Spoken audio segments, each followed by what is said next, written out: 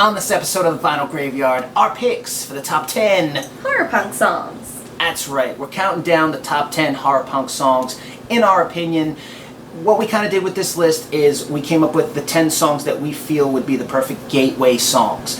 Horror punk is the genre, it's the bastard child of punk rock. For some reason, it doesn't translate to the mainstream media musically, and it's amazing to think that like horror is such a massive genre. Film-wise, if you take a look at some of the biggest blockbuster films, I mean, I'm talking fucking blockbusters, they've been horror movies. Take a look at It, for example. For some reason, when you take it and you put it to music, it does not translate to the masses the way that film does, but it should, because there's a lot of great stuff in here, and so we wanted to give you a good gateway list. These are the songs that we feel, if you heard, that they would bring you into the fold, as they say, of horror punk. So there we go. At number 10, what do we got on the list? That's going to be the Misfits with Dig Up Her Bones.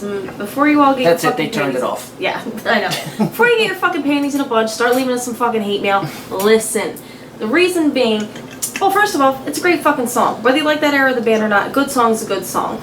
Now, obviously, also, if this era of the band hadn't happened, it would have created the platform for a lot of these other bands to have come out. And for that, at least, you have to respect it. I agree.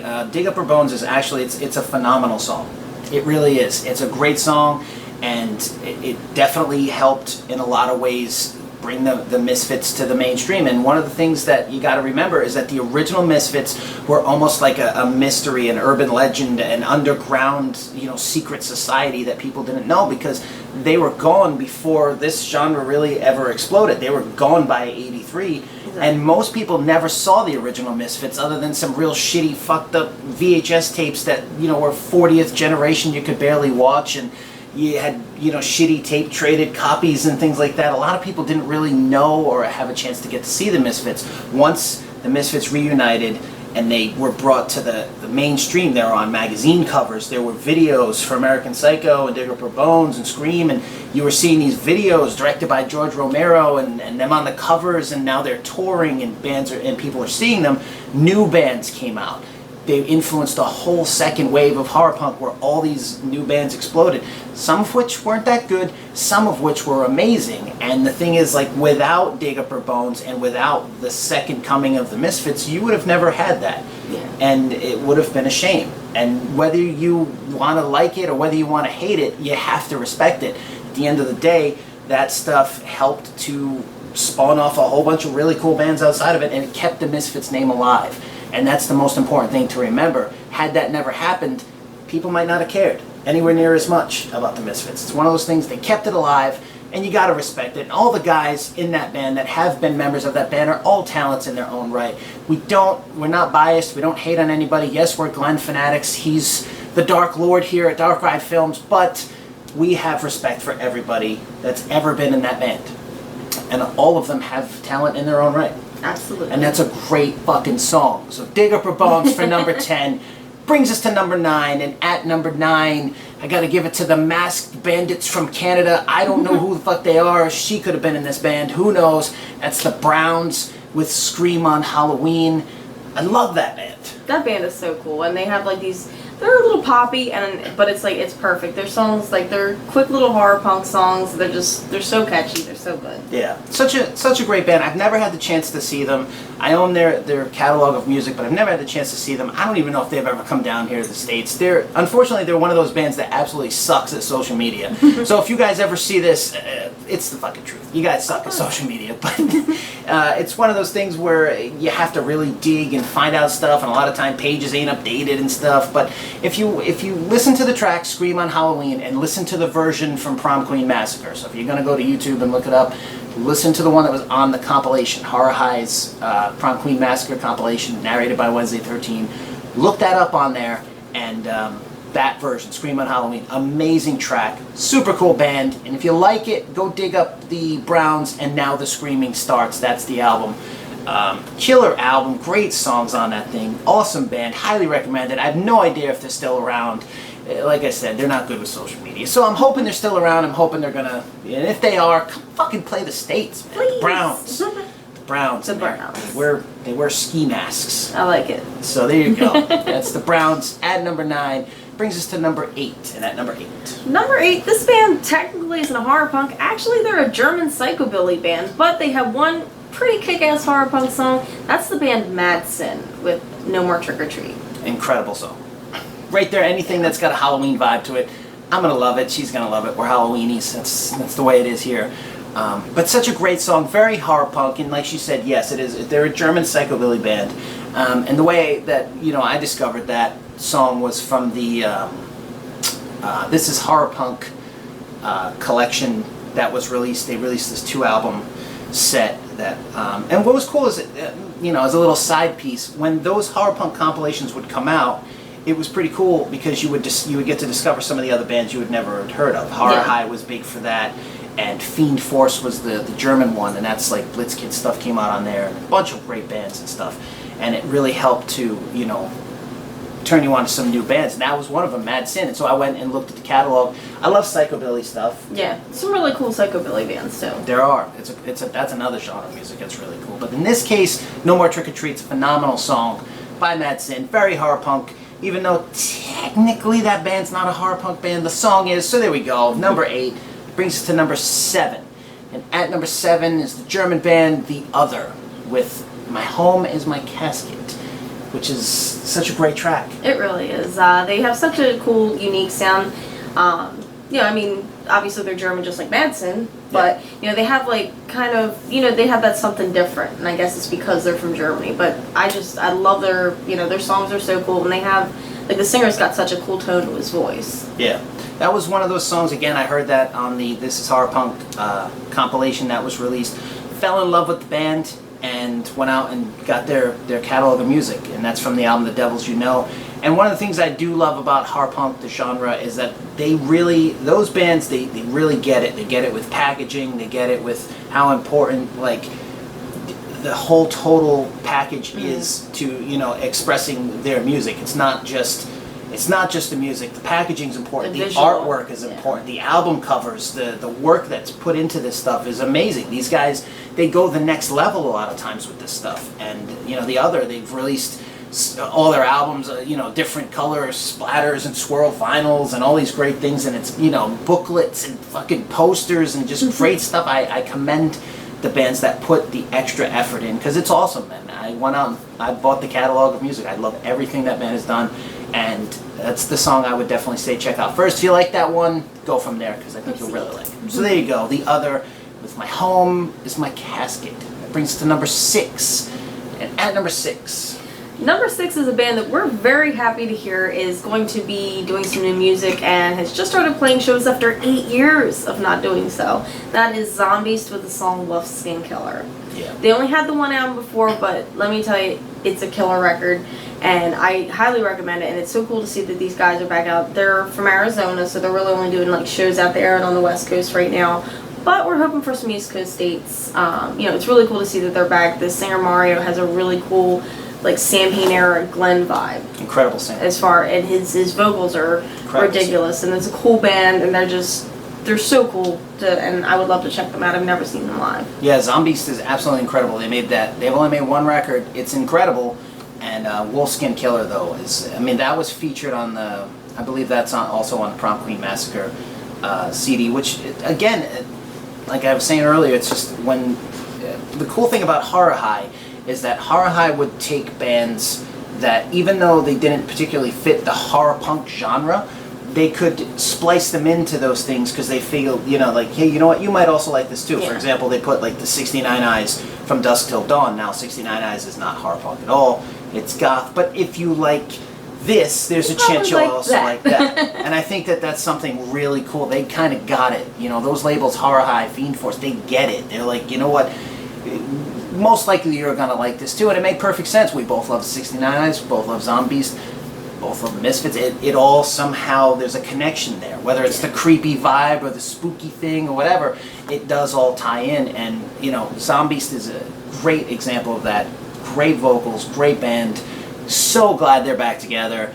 And now I'm hoping it goes past the 2 shows with Calabrese. I'm jealous as hell of the people who are going to be there to see that over there on the West Coast. Please come out here. Please come to the East Coast. Yes, we need some East Coast dates.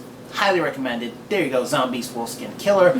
Brings us to number 5. And at number 5 is the guy carrying the torch and the flag higher than anybody else right now. And that's Argyle Goolsby with Mr. Babadook, which is an incredible song. That song is infectious. That is one of the coolest songs I think he's ever written. Yeah. I mean, it's just, I mean, obviously there was the movie The Babadook, but like what he did with that song and the music video, it's just taking everything to a whole other level. Like he's really setting the bar so high for horror punk right now, and it's cool to see that, you know, there's not only the, you know, the old horror punk and then the second wave of horror punk, but that it's still happening. There's still new music coming out, and it's incredible. It's some of the best. Yeah, I mean, nobody understands it more so than Argyle Goolsby. He gets it. He absolutely gets it. Everything that he has, you know, been a part of, I think has always gone to the next level with him a part of it. Every project he's ever done, once he gets involved, it just takes it to the next level. And even though I love his work with Blitz Kid to death, I cannot sing the praises of Dark on Your Doorstep enough. That record is an absolute masterpiece. I think it's one of the best records, not only ever, but for me, it's the best record he's ever done. That thing is start to finish a fucking flawless record. It's flawless. Really is. The production, the songs, the packaging, every minute detail to that The thing music is perfect. videos, holy shit, those music videos. Incredible. They're like mini horror movies, and he keeps making more of them. Yeah, and they're all incredible. His music videos are little pieces of cinematic masterworks. The guy, we sing his praises constantly on this channel, and we'll continue to do so. He's fucking incredible. Argyle Goolsby, absolutely incredible. Mr. Babadook is the track, though. If you want to learn a little bit more about him, that should be the one that ropes you in more so than anything, because Just get that is just record. killer. Yeah. Yeah, Just definitely. buy the record. You'll thank us later. Absolutely. So there you go at number 5. That brings us to number 4. And at number 4, what do we got? That's gonna be Mr. Motherfucker back in the old days with Frankenstein Drag Queens. That, of course, being Wednesday 13. When he was little motherfucker. Yeah, he was a little motherfucker back then. Well, he's a little motherfucker now, too. The guy's No, he's a working skinny out like motherfucker. crazy. Exactly. Wednesday has, you know, he's sober now. He's working out like crazy. Incredible discipline right now. And, you know, congrats to him. That's definitely a huge accomplishment. And back when he was doing Frankenstein Drag Queens, some of those songs are some of the coolest horror punk songs that were ever written. Of course, he continued to do incredible stuff with, you know, Murder Dolls and Wednesday 13. But the song that we're talking about right now is Viva Las Violence. Yes, Frankenstein Drag Queens with Viva Las Violence.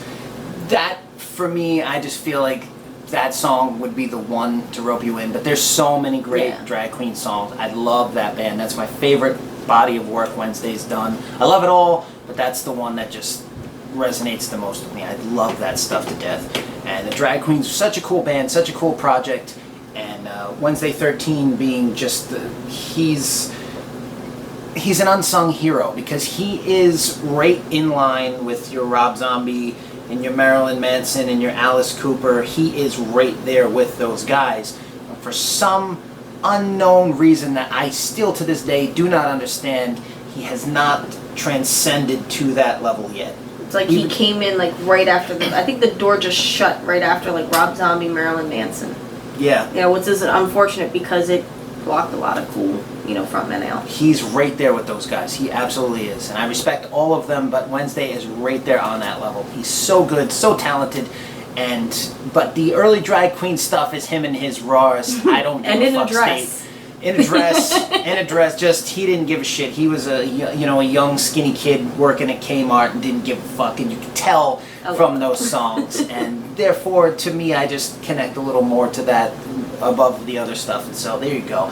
Love that track. Viva Las Violence from the Frankenstein Drag Queens. That brings us to number 3. And at number 3, speaking of the next wave of horror punk that had come out from that second incarnation of the Misfits, Blitz Kid and the track Let's Go to the Cemetery. Could have put a bunch of Blitz Kid songs on this list. Pumpkin Patch Murders. Great track, Pumpkin Patch Pretty Murders. Casket. So many good songs. But if you gotta go with one that's gonna be the gateway song, that's gonna, if you had to just pick the one song from them to say, hey, turn me on to Blitz Kid, it would be Let's Go to the Cemetery. Amazing track, and anytime, even when Goolsby plays it now, the place erupts. It's just that Might song. get punched in the face or There's a elbowed or chance. thrown into a crowd. Everybody's kind of moving around a little bit, and then that song hits and People all go hell nuts. breaks loose. It's an amazing song, such an awesome track, and Blitz Kid was such a great band. I got to see Blitz Kid, I don't even know how many times, countless times, and every time they delivered an incredible show. It was just, they were just such a cool band. I loved everything about them. Goolsby, you know, his stage presence, TB's voice and TB's songwriting, and just the combination of those two guys working together, and it feels like, you know, they came from a bit different background musically, but somehow I don't know fucking how, but somehow when they came together in Blitz Kid, they created just a really kick-ass body of work. But that would be the track. If you want to discover Blitz Kid, I would go with Let's Go to the Cemetery as being the one. Absolutely. Great stuff. Love that stuff. So there you go, Blitz Kid at number 3. That brings us to number 2. At number 2 is... This is obviously a band that we sing their praises whenever humanly possible, because not only are they some of the nicest guys you'll ever meet, one of the hardest working bands you'll ever meet, but also one of the best bands ever, sorely underrated. That's Calabrese with Vampires Don't Exist. Yes. Calabrese, that's my favorite band out today. They are... As far as bands that are out right now, Calabrese is fucking untouchable. Incredible. Untouchable. They're just... they're perfection. They're a perfect horror punk band. And I mean, they're just... They're a perfect band. You remove the genre titles and all of that from it, it's still an incredible band. Yeah. They should be way bigger than they are. They should not only be way bigger than they are, they're one of the greatest rock bands ever. Even if you take horror punk away, you don't want to fucking label it, just you want to call them rock, they are one of the best rock bands ever. You want to call them horror punk, they're one of the best horror punk bands ever. They're amazing at what they do. I have personally nicknamed them the Horror Punk Hanson. That is my nickname for those guys. I love, love, love. All three of them are so phenomenally fucking talented. Anytime you get the chance to see them play, They're the coolest unbelievable. band too. They're the coolest band. They're super cool guys. They're great guys. They love their fans. They love what they do. They're phenomenally talented. All three of them are incredible musicians. The vocals, the songwriting, Davy's drums, just everything about them is incredible. And I don't know what more you can say than they're one of the fucking greatest bands ever. Love Calabrese to death. And the song we went with is... Vampires Don't Exist. That song is... And it was tough, trust me. It was hard to find that one song. Yeah, because I said Dead Don't Rise, and then she punched me a couple of times, and I was like, stop, all right. I love that song too, though, so it was hard for me too. Vampires Don't Exist is my favorite song by them, but I mean, it's literally on a list of like, I don't even know how many. I could just sit here and rattle off song titles all day of how many songs I absolutely love by that band. They're another band that has really cool music videos too. Another one, great videos. Great merch, great videos. Packaging. Yeah, the album artwork is, their Traveling Vampire Show is my favorite fucking album cover, aside from like November Coming Fire. That's my favorite record. Yeah. Artwork. Yeah, they're just the perfect band in every way. So without continuing to say the same thing over and over again, we're gonna move on from to the there. East Coast. That's right. Calabrese needs to come back. I It's been beg too them long. whenever possible, but please, guys. In all seriousness, we need you out here. That's right. Vampires don't exist. I disagree with them on this. Vampires do exist, but for some reason maybe out on the West Coast they don't. But over here, they most certainly do. They're from Arizona. It'd be a maybe really out there. hard climate for a vampire out there. All right, so there you go. Calabrese at number 2 with Vampires Don't Exist. Again, that's the gateway song. You want to discover Calabrese? That's the band. That's the song to check out. But you can go crazy on their stuff because it's all good. So that brings us to number 1. And at number 1, only one band could have made this list at the number 1 spot. Without question, the creators, the originators, the one and only. They did it first, they did it the best. That is the Misfits with Halloween. For me, that's not only my favorite Misfits song, but I think that would be the gateway song. If somebody said, hey, turn me on to the Misfits, here, listen to this. Yeah, so if you don't like Halloween, I don't think you're going to like anything that they did. Yeah. And I mean, there's a lot of songs that you could have put, Teenagers from Mars and London Dungeon. There's so many great songs. The entire body of work for me that Glen, not only Glen, in the Misfits ever, but Glen's Misfits body of work, it's hard to find a bad song. You really have to like, and that's the true testament to the guy's talent. Is like you'd really struggle to find a song that's not that good. Yeah, like you there's know? songs that I obviously like more than others, but if somebody said find a song that sucks, I'd be like, it'd be a struggle, and that just goes to show you, you know, how amazing of a talent he actually is. He's not only a phenomenal vocalist, he's an even more phenomenal songwriter. If you look at his body of work, not only the Misfits, but also Sam Hain and Danzig, there is some unbelievable music, and it's amazing to think that the same guy who sat down and wrote, you know, We Are 138 is also the same guy who sat down and wrote Devil's Plaything. It's such an amazing thing to think how he was able to consistently change not only who he was as a performer, but also as a vocalist. He took his voice and everything from 50s crooner to aggressive punk to hardcore to doom, you know, this doom and gloom. Amazing. To this perfect bluesy butter voice. Like it's just everything. Yeah, and he looked damn good on top of it. Exactly. So, guy's a total package. But that, for me, I think that would be the song, the gateway song. If for some strange fucking reason you never heard the Misfits, I think Halloween would be the track to listen to get yourself into it. So there you go. Number 1, the Misfits with Halloween. And that's going to conclude our list of the top 10 horror punk songs ever. What song would you have put on this list? Leave a comment below, let us know which one, and we will probably agree with you because we love this genre. And maybe your pick down there in the comment box will help to expose other people to some even more cool bands. So put that comment down there below, click right there on the floating pumpkin to subscribe to the channel, and we will see you next time on the Vinyl Graveyard. Day.